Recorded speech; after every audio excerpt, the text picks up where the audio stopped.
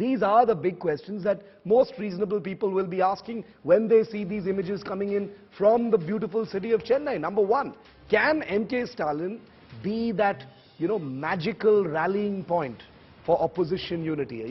A man who just calms everyone and aligns everyone to follow him in this charge against Modi. Number two, is Stalin a more acceptable face and an option than, the Rahul Congress? Number three, does M.K. Stalin have prime ministerial ambitions of his own? Remember the last time Stalin had proposed Rahul Gandhi's name for Prime Minister. Now you've got Farooq Abdullah proposing Stalin's name for Prime Minister. So that can't be something that's been out of his mind for very long.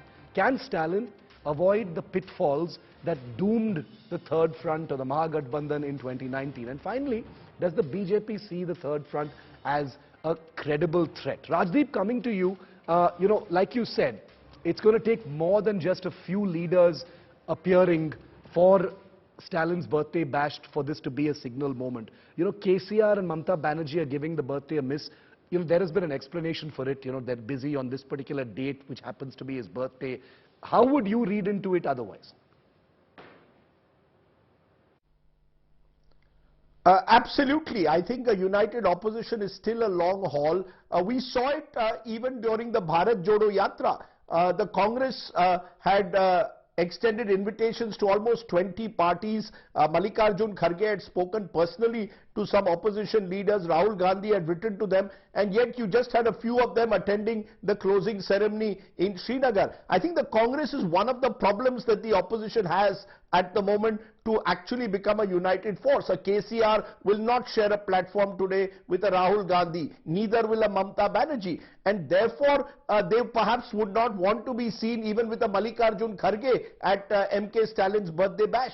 I think the Congress is the one which will have to take the initiative to bring all these parties together. A proper opposition coalition is not possible without the Congress, and the Congress doesn't seem to have still been proactive enough to actually engage with all these leaders. They've engaged with some of them, but they will need to engage with many more before you can talk of a cohesive oppositional force. So I think we are still some way away from seeing that opposition force emerging. Plus, there are conflicting ambitions, egos. KCR would like to see himself as a national leader. So would Mamta Banerjee. I don't think either of them would accept Rahul Gandhi's leadership. So there's a leadership question. There's a question of working out state-level arrangements, all of which will take time. So I don't see anything happening in a hurry at the moment.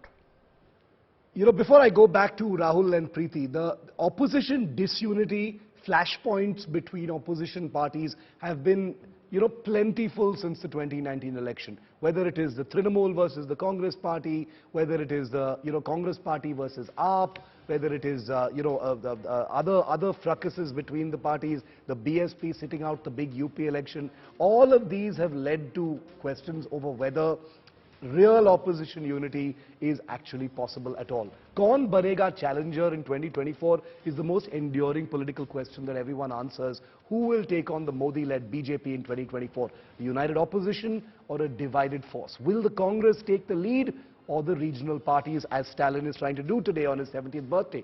Two potential challengers, Rahul Gandhi and Mamta Banerjee, squared off against each other in the most recent instance of why opposition unity is such a faraway dream. Take a look at this report.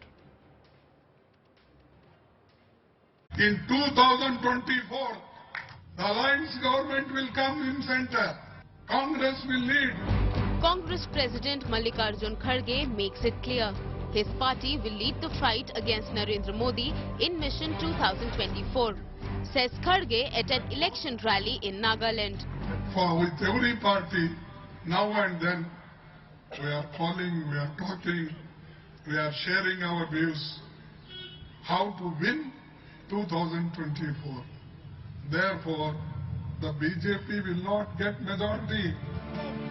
But stitching together an alliance of opposition parties is easier said than done. A rude reminder came on Wednesday. Congress MP Rahul Gandhi took on the Trinamool Congress at a rally in Meghalaya, where Mamta Banerjee's party had split the Grand Old Party, taking away majority of its MLAs. You know the violence that takes place in Bengal, you know, the scams, the Sharda scams that have taken place. So you're aware of their tradition, spend huge amounts of money in Goa, and the idea was to help the BJP. And this is exactly the idea in Meghalaya. Rahul's statement sparked angry reaction from the TMC. TMC MP Derek O'Brien claimed it was the Congress that was unable to guard its flock against poaching by the BJP. Party General Secretary Abhishek Banerjee called the Congress irrelevant, incompetent, insecure and delirious. Banerjee, in an exclusive interview to India Today, had earlier rejected Congress charges of collusion with the BJP. If Trinamool is the B team of BJP, then will Trinamool and its leaders, especially the one who are leading the battle from the forefront, will have the courage to take on BJP and attack Amit Shah and PM Modi? How many people in the Congress is doing that? Apart, barring one or two. You accuse us of breaking the Congress. No one broke the Congress. We didn't go to Gujarat. Did we fought elections this time in Gujarat? But you have to see where Trinamool is stepping in. Trinamool is only going to states which are BJP and NDA ruled and dominated. There are many if and buts in the opposition unity project. On one hand are the likes of Nitish Kumar, Tejasvi Yadav, Sharad Pawar, who want the Congress in their camp. And on the other are K. Chandrasekhar Rao and Arvind Kejriwal, who are busy exploring options for a third front. One thing is clear, if the BJP is double engine moving in one direction, the opposition has multiple engines pulling in different directions. Bureau Report, India Today.